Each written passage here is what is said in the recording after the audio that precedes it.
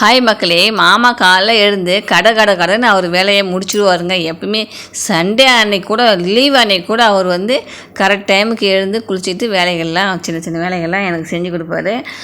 இன்றைக்கி பாருங்க, மாமா எழுந்து பசங்களுக்கு டீ போட்டு கொடுத்துட்டு பசங்க வீட்டுக்கு போகிற துணியை மட்டும் கொஞ்சம் துவைச்சி போட்டார். நான் அதுக்குள்ளே வந்து சமையல் வேலை செஞ்சேன். என்ன சமையல்னு பார்த்தீங்கன்னா, இன்றைக்கி வந்து முட்டை குழம்பு தாங்க வச்சேன்.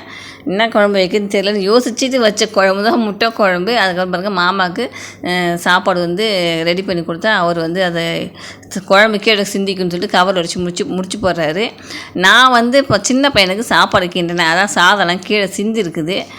அவன் வந்து ஏழைகளுக்கெல்லாம் போயிடுவான். அவது எப்போதும் நான் அவசரமாக செய்வான் அவனுக்கு. அதனால் வந்து கீழெலாம் சிந்தி போச்சு. யாரும் வந்து கமெண்ட்ஸ் பண்ணிடாதீங்க. அதுக்கப்புறம் பாருங்கள், சின்ன பையனுக்கு காலை சாப்பாடு இட்லி, அப்புறம் அந்த இட்லிக்கு தொட்டுக்க முட்டை குழம்பே தான் வச்சுருக்கிறேன். அதுக்கப்புறம் சாதம் கிண்டி வச்சுட்டேன். அப்புறம் வந்து முட்டை தொட்டுக்க என்னென்னு பார்த்தீங்கன்னா, குழம்புல போட்ட முட்டையே ஒரு 2 முட்டை வச்சு கொஞ்சம் குழம்போடு ஊற்றி கொடுத்து அமிச்சேன். அப்புறம் பெரிய பையனுக்கு சாப்பாடு வச்சுட்டு அவனுக்கு ஒரு 2 முட்டை போட்டேன்.